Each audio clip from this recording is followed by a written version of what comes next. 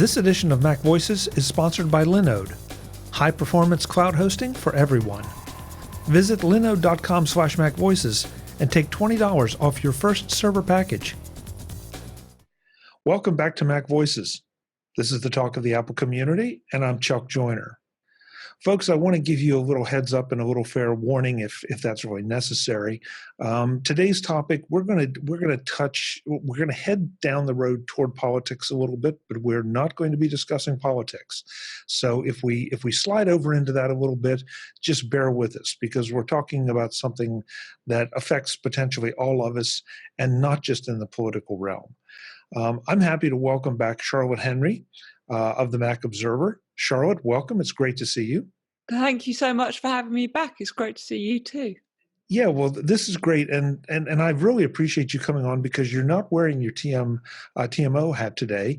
You're wearing your hat as the author of Not Buying It, your new book. So first, congratulations. Thank you. So I was saying to you before we started filming, I'm just happy not to be writing anymore. It's quite a long process, and you can imagine with a subject like fake news, it changed quite a lot. So every time I wrote something, I suddenly worried it was out of date. Yeah, what time is it? It's probably out of date by now. Right, exactly. Don't. I still wake up slightly in a cold sweat about that. But yeah. But Charlotte, is the book shipping yet, or is it still on a pre-order status? It is pre-ordered the time we are talking. I suspect it will have shipped by the time this show is live. It's the 27th of June is the kind of Amazon official date, if you like. Yeah, and we are a little before that. So if you wanted, folks, go to Amazon.com and pick it up, and hopefully this discussion will incite you to do just that. Yeah, and if Americans are worried about the kind of shipping or anything, there's obviously an ebook Kindle version as well, so you can check that out. Now, to set some groundwork here, I'm sitting in the U.S., you are in the U.K., and yet you tackled a topic that is really, I think, has become a bit of a global issue. Yeah, I think that's absolutely right. It's totally a global issue, and that is, of course, because one of the things that is causing the issue is the internet, is social media, is the way we communicate online. And so, of course, it's global, because the internet doesn't understand borders, does it? The internet doesn't understand where Britain ends and France begins, or where the United States starts. You know, the internet is by definition global, therefore the issues that arise are largely going to be global. Okay, so I said that this is the first question I was going to ask you. How do we define fake news? Because fake news, from where I sit, sometimes it is defined by some folks as just something that they don't want to hear, that they don't agree with. And that's not a good definition, at least from my standpoint. It's such an important point you raised, Chuck, because people have sort of fake news, the definition of fake news. You know, people have tried to make it, perhaps a partisan issue, perhaps, like you say, a political issue, where actually we need to deal with it with more of a a straight up way. And I define it in the book as actually fake news is deliberately sharing information despite knowing or suspecting it to be false for profit and or political motive. So I think for me, what is important throughout the book is intentionality, knowing that you are probably sharing something real. So there's a fantastic story that Wired did that I cite in the book from a while ago about a town in Veles, Macedonia, I believe, where a lot of young people, particularly young men, basically made a really, really good living creating fake news. As it happened, it was pro-Trump fake news, but it really didn't matter because they didn't care. They had no political interest. They basically had access to the internet. They could publish content very, very easily online. And they didn't care if it was true. They just cared about the readers, and they made a load of money from Google ads. And that's what they cared about. it was just and they made, these guys in one of the hugely, pretty poor European town were suddenly driving around in sports cars and this kind of thing on the back of just publishing fake news. And the point is, in that case, they didn't care who they were promoting, who they were doing down. They didn't really care what they were writing. They just needed lots of clicks. And I think that it works that way. And look, we see lots of sites as well that are motivated by partisan intent. Again, that fits into the definition of fake news, I think, because simply they know it might be false what they're publishing, but they're doing it for a political motive. So that's a perfect story, simply because the individuals involved really had no motive other than money. Correct. And I really love that. That's a great story. It's a fascinating feature from a couple of years ago on Wired. Yeah, and I'm going to go dig it up because it's so much of the time I feel like we believe that fake news, and I'm going to do that in air quotes constantly, but fake news seems to be primarily politically motivated. And here are a group of people that had no politics at all. They just were interested in the cash. Correct. Look, and obviously the kind of ad companies have noticed this and are trying to crack down on it now. And of course, some of look, we can't pretend some of it isn't politically motivated. It would be disingenuous to pretend that that's not the case in some cases, but it's equally inaccurate to pretend that some of it isn't just about the bottom line. So do you consider fake news something that that the individual presenting it slants it a particular way? And I will give you an example. Sure. Okay, and I'm going to leave out any politicians' names because we don't want to tinge it that way. But I remember distinctly seeing a news story at one point that said politician X is against health insurance for children.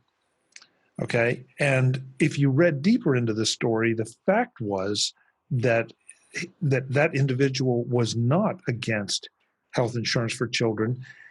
That individual simply was asking, where's the funding going to come from? Right. And that really, that bothered me a lot because it's like, okay, first of all, it's clickbait, clearly, for one side of the aisle or the other. But worse, it really was completely inaccurate. Yeah, and it's not informing the people in that state or that town or that county or whatever that need to cast their vote for or against that person. Right. And so is that fake news? I think that probably would come into it actually, because it's we have to be careful because look, we know particularly in the UK we have a very strong tabloid political culture, and I don't want to throw everyone into the same thing, but it is important to say that if you know that kind of deliberate distortion, if depending on who is publishing it and their motivations for publishing it, can often come into fake news. Yeah, for sure. Well, you bring up motivation again, and I think the motivation in that situation probably was not necessarily political. It was more clickbait, and we're right back to the money. Right, sure. Look, money is a key part of it. It's not the only part of the story, but it's an important part of the story.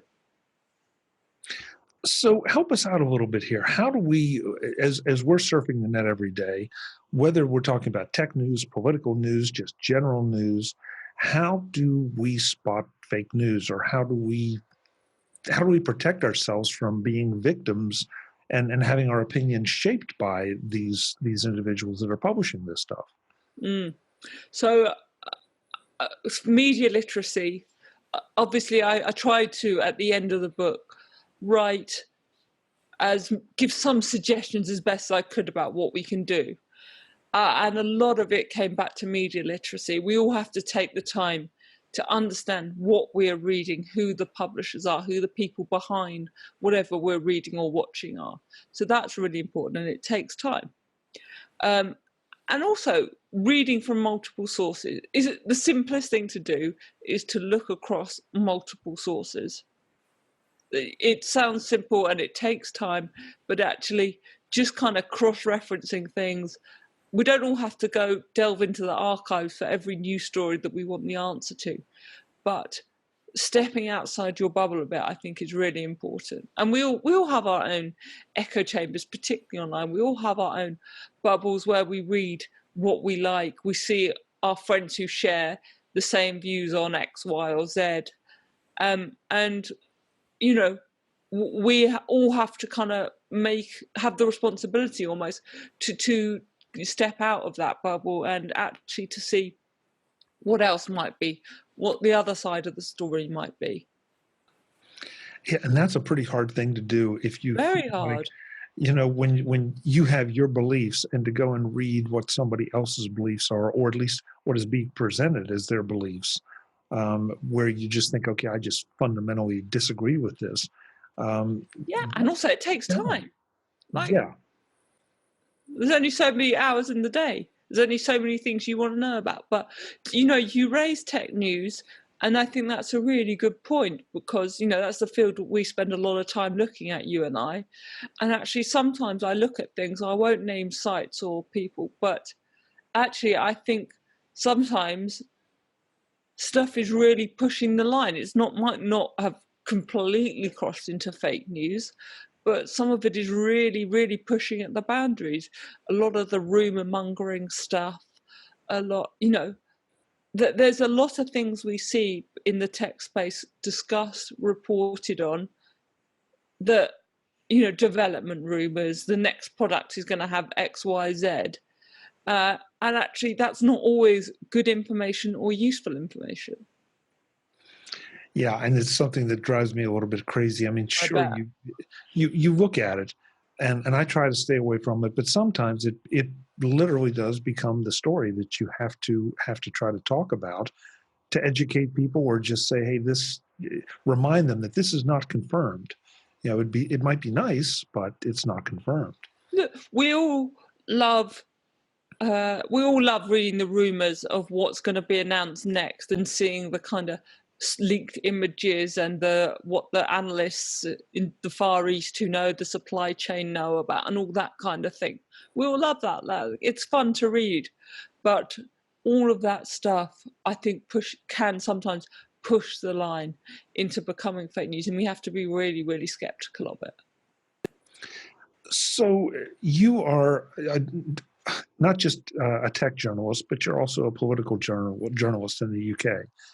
And so that makes, I think, you the perfect person to ask about some of this stuff that the cry we hear so often is the public has a right to know. And while I subscribe to that to a point, I think that there are lines that shouldn't be crossed. Is it in the public good to know that the next Macintosh is going to be painted purple? I mean, does that really benefit anyone? I mean, I don't know if it benefits anyone. It's kind of interesting. It's kind of fun to know. Do you know? But I think that's the point. And like, one of the things I was often taught when I was working in other newsrooms and, you know, talking with people is interesting to the public doesn't necessarily mean in the public interest. I like that. But you know what I mean? Like, just because we all like I said, we all like celebrity gossip, we all like sports gossip. You know, we all love that stuff. It's human nature. We can't pretend that we don't like that kind of stuff. We'll all spend far too long reading gossip. You know, in the UK at the moment, it's the off season for the Premier League football, the soccer, and the papers day in day out are filled with who's signing this contract, which top star is moving to which team, and all of that kind of thing. Most of it will never come to fruition, but we all lap it up anyway, and it all kind of, it's the same as you're saying, is the new Mac going to be purple? It's all kind of in the same ballpark, isn't it? Well, I guess where I was going with that, because yes, I think it is, but I sometimes wonder, okay, as a responsible journalist, you know, where is that line? I mean, you want to get readers, you want to get clicks. I understand that. We all do. I mean, if we're publishing on the internet, that's one of the things we want. But at some point, I can make up outrageous rumors or outrageous titles to things that are almost guaranteed to get me clicks that will have no basis in fact, or very little basis in fact. Or maybe I got something from an inside source that I'm actually going to do some damage to someone because I'm revealing something about an unreleased product. And yet, it seems like under the heading of the public has a right to know, people publish that stuff. So I have less sympathy with the latter situation you're explaining. I think if you get inside story and inside information, that's kind of what we love as journalists. That's what we thrive off. It's almost our responsibility to publish that stuff. For me, there's no greater thrill than getting a bit of a scoop or a bit of insider information.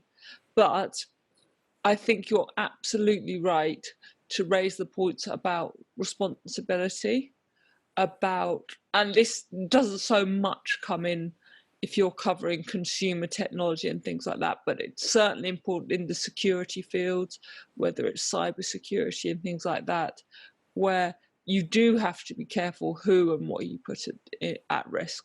But again, I think that is quite a different issue to fake news, because in the examples you're giving, you're assuming things are true, and that you've done some proper reporting, and then you make a judgment whether it is responsible to publish and share the information that is confirmed to be true. So I think that is slightly different from the issue of fake news.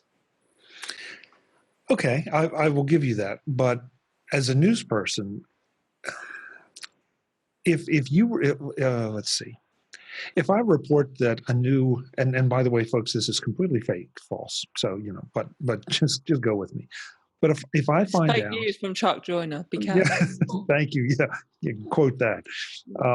No, if I release information that I have a buddy at Apple, and he says that they're going to be releasing a new iMac in 2 weeks, and somebody can corroborate that, or somebody can establish that that's pretty well true.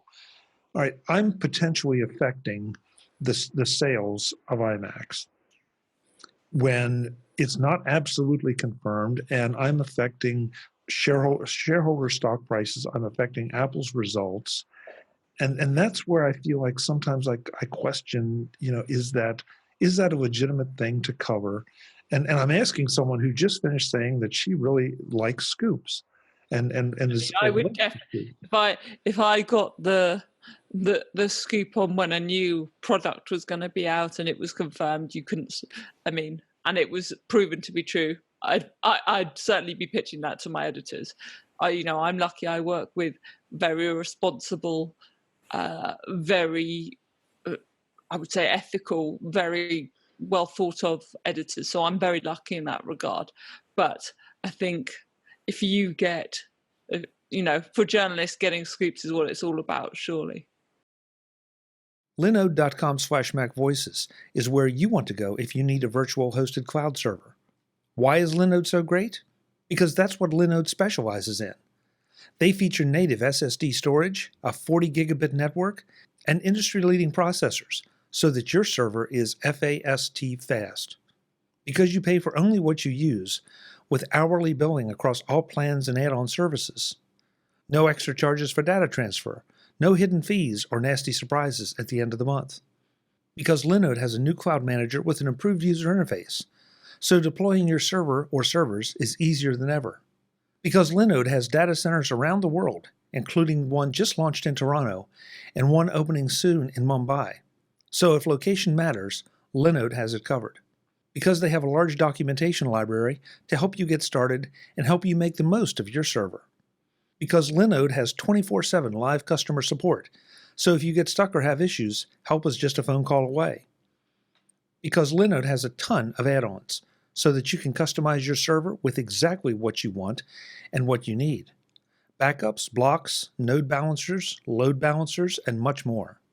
So what do you need to take advantage of all this? Visit linode.com/MacVoices to get set up and to get $20 credit towards your first server. Again, Linode.com/MacVoices gets you $20 off your first server. Check it out now and be up and running in minutes. Thanks to Linode for their support of MacVoices. Okay.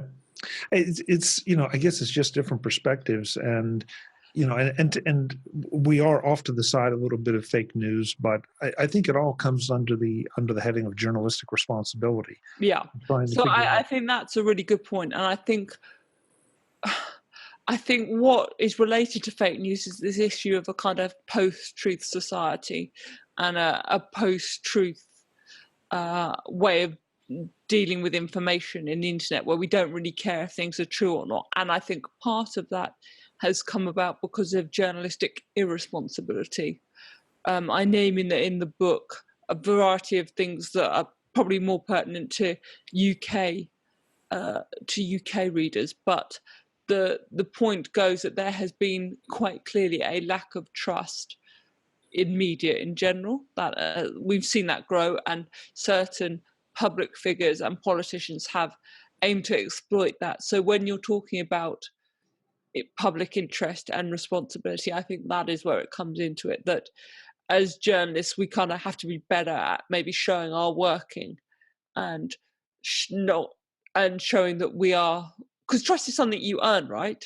So we need to show, as people that are broadcasting, talking about, let's take our example of covering Apple and talking about Apple every day. That's one of the biggest companies in the world. Its products have a profound effect on people's lives day in, day out.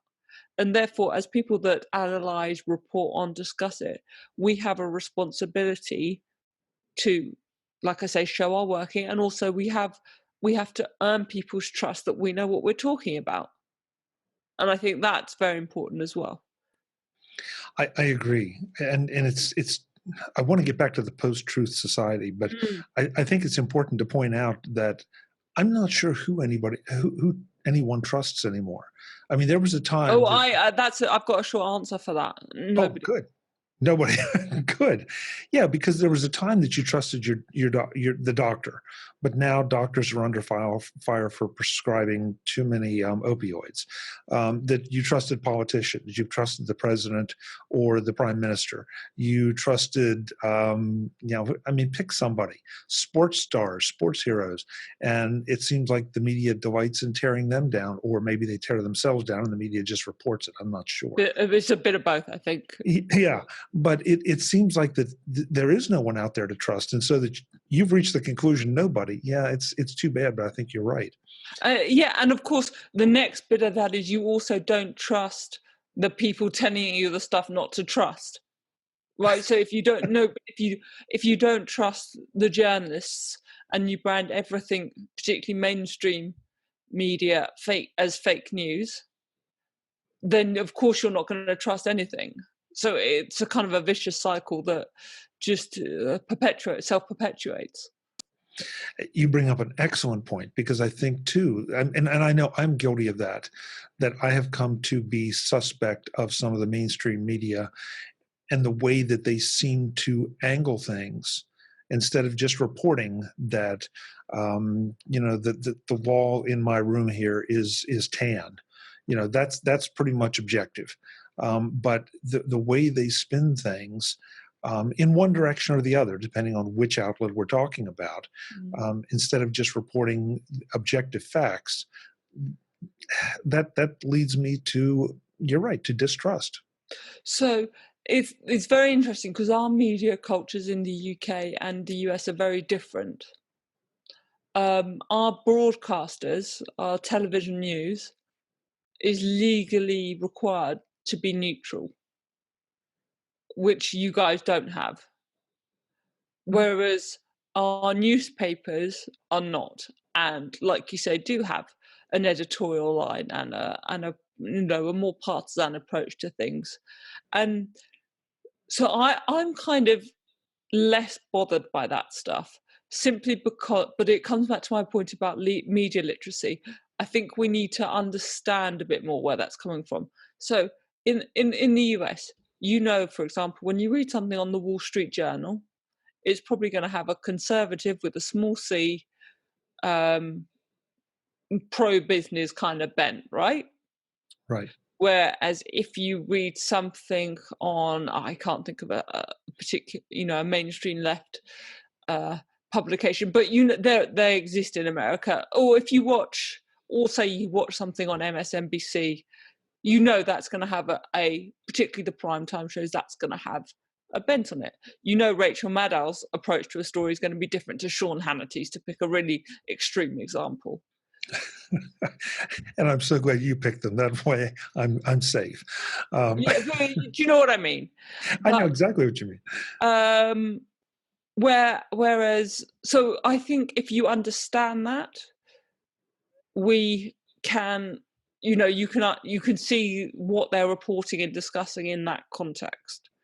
Where in the UK we have The Guardian and we have The Telegraph, and they can write the same story and it can be very, very different. And in a way, I think that's okay if it's based on fact, if it's accurate, if it's not, to coin a phrase, fake news, and I think that's what's important. And also that we, like I say, that we understand where those publications are coming from. We also obviously have a different thing in the UK where we have the BBC, which, like I say, has to be legally completely straight down the line. Now, people, look, I'm going to have loads of UK people screaming at me saying the BBC is this, the BBC is that, and that's we could do a whole separate show on that. But the media cultures in the countries are different, and and as a result of that, I'm slightly less bothered by the kind of the partisan approach of some publications. Out of sheer curiosity, you say that the media is legally obligated. Who enforces that? Well, there's a regulator. There's Ofcom. Right. Okay. Folks, at this point, you're probably saying, "What the heck have I gotten into, and why is this on MacVoices?" And you would be right up to a point, but I think that if you're watching this, you probably consume social media one way or another, whether it's to follow MacVoices and what we do here, or just to follow Apple Tech News, or whatever. You're online, you're exposed to this stuff, and that's why I think it's an important conversation to have, and especially with someone who has written a book about it, has a lot of credibility in our community, and has taken the time to dig into it. That's why Charlotte's here. And I also think it is hugely relevant to the tech community broadly, because because tech is such a central part of the fake news story.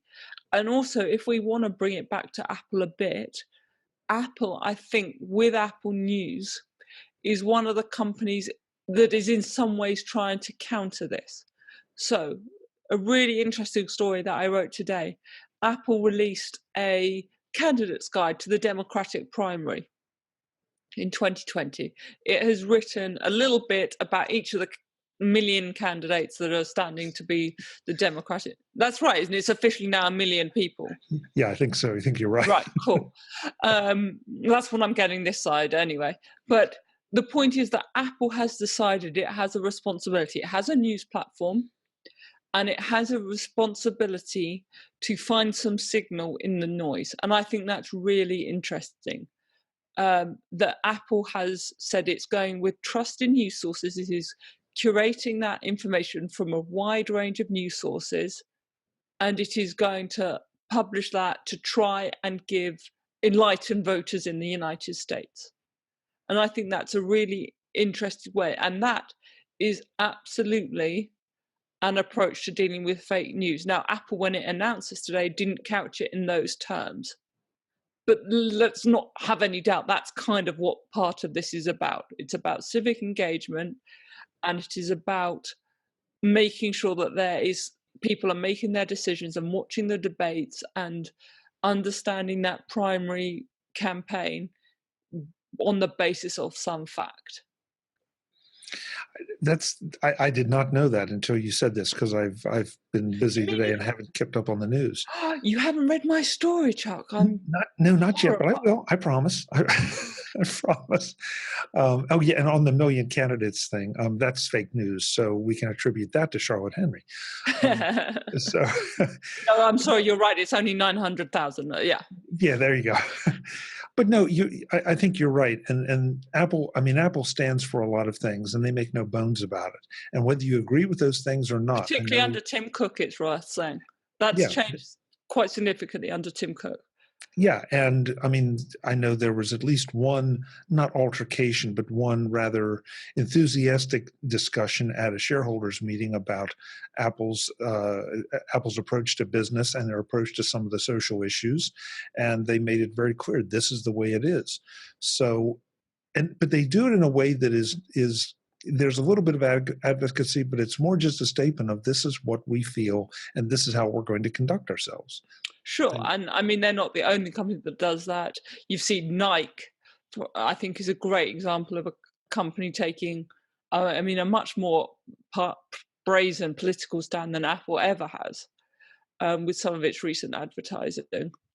And look, you've got Tim Cook, who seems to have the ear of the US president, and it's an interesting one. But it really struck me when I was reading about this Apple News Candidates Guide today that is Apple as much as anything trying to tackle fake news in its own way within its own kind of environs, and through a channel that they control. Correct. As opposed to trying to go out and having, with all due respect, you or any of a dozen news sites. I mean, all those news sites are going to cover what Apple did, and they're potentially going to put their spin on it.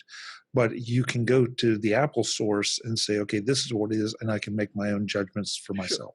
Sure. So yeah, I mean, Apple is not writing the content. This it's bringing in a range of things. You know, it listed a dozen almost. Outlets it's going to combine and bring their content in. So, you know, everything from Axios to, I think, NBC, some of the big broadcasters, even Fox News, CNN. It was bringing everything together. But obviously, it is because it has human editors monitoring this stuff and curating this stuff, they're going to put some rigor and fact-checking behind it. Before we wrap this up, I promised I wanted to get back to your comment about the post-truth society. Oh, yeah. And I think that's it's almost a frightening idea that now truth does not have facts. Maybe I might couch it as facts. The facts don't seem to have the value that maybe they once did.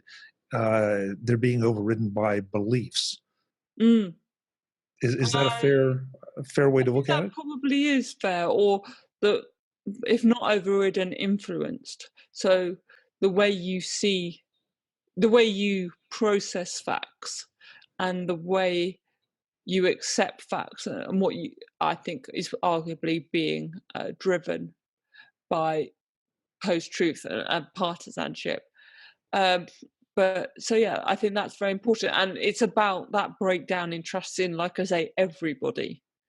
That, you know, we see this a lot in online communities, don't we? In 4chan and in the stranger corners of Reddit, where people come up with their bizarre conspiracy theories and present evidence, in air quotes, that seem to support what they're saying. And again, that kind of comes back. So there's an issue. People are now no longer needing the gatekeeper. So Apple, as we've just been discussing about, is doing kind of Apple News and is trying to curate news and bring news, reliable news to people. But actually, people are finding their own communities in which to dig a little deeper as well. And that's where there's this clash that people maybe don't want the gatekeepers anymore. But unfortunately, there's that echo chamber potential issue that we mentioned.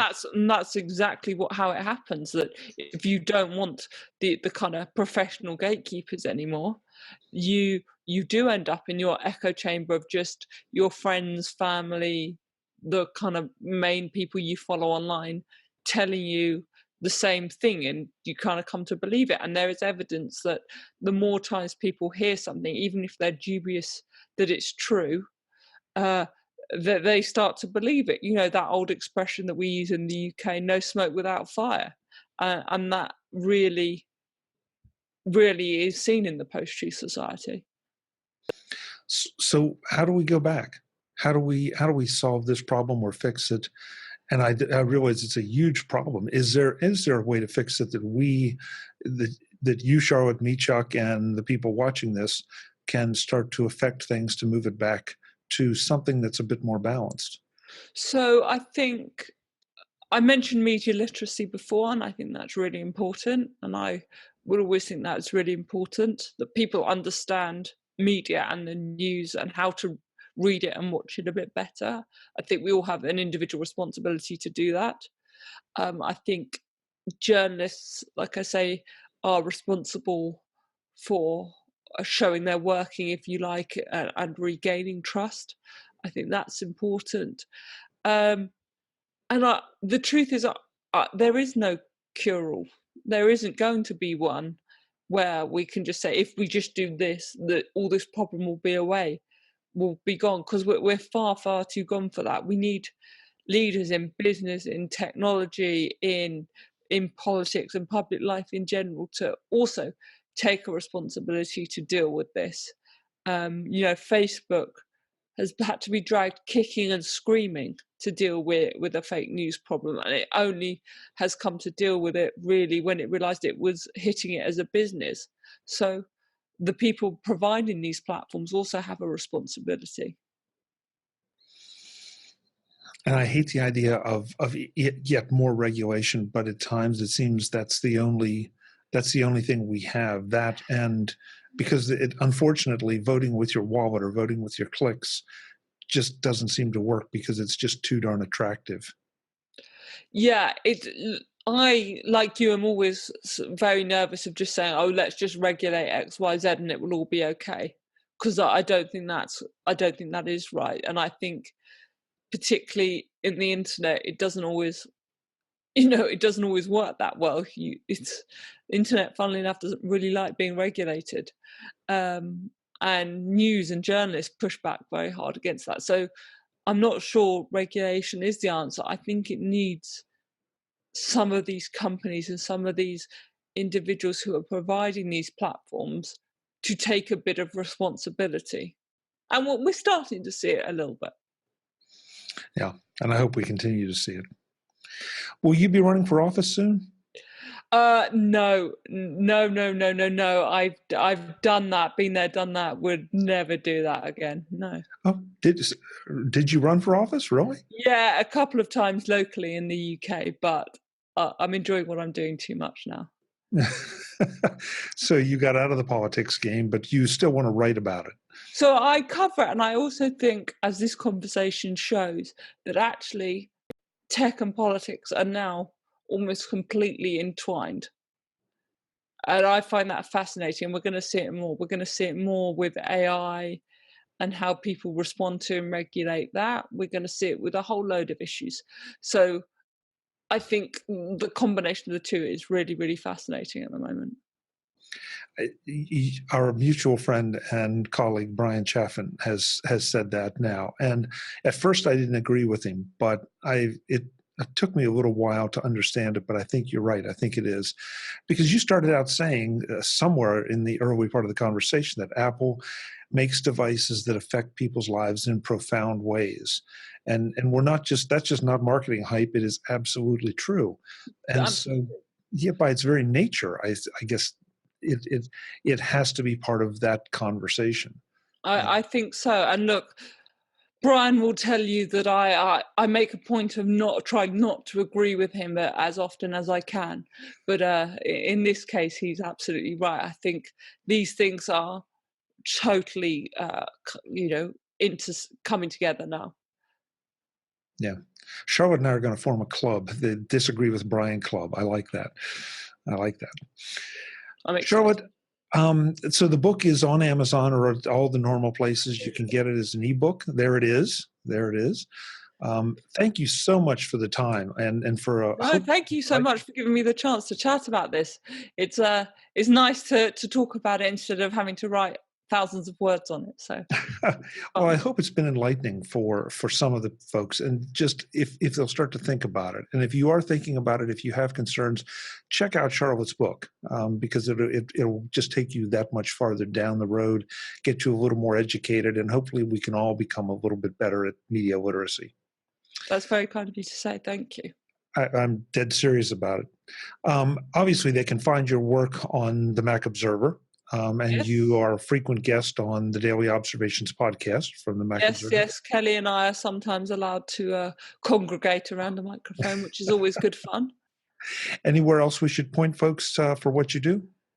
You can. I'm often on chatting on Twitter at Charlotte A. Henry. I have a work Facebook page as well where I often share comments and articles and stuff I've written, so you can check me out there as well. And Great. there's a website. My website is charlotteahenry.com, which kind of brings everything together. Wonderful. Charlotte, thanks again. It's so great to see you. We will do it again next time. Music. Oh, fun. I'm excited for that. All right. I'm looking forward to it. Thanks so much. Thanks so much. See you soon, Chuck. Folks, I hope you've enjoyed this. I know it's a little bit different, but I think it's such an important topic, and sometimes we really need to make people aware of some of this stuff. Until the next time, and as always, thanks for watching. Visit MacVoices.com for show notes and to connect with Chuck on social media. Get involved in our Facebook group or like our Facebook page, and get more out of your Apple tech with MacVoices Magazine, free on Flipboard and on the web. And if you find value in it all, consider supporting us through either our Patreon campaign at patreon.com/MacVoices, or by making a one-time donation via the PayPal link on our front page and in the show notes of each episode. You will join these fine people who help bring you Mac Voices.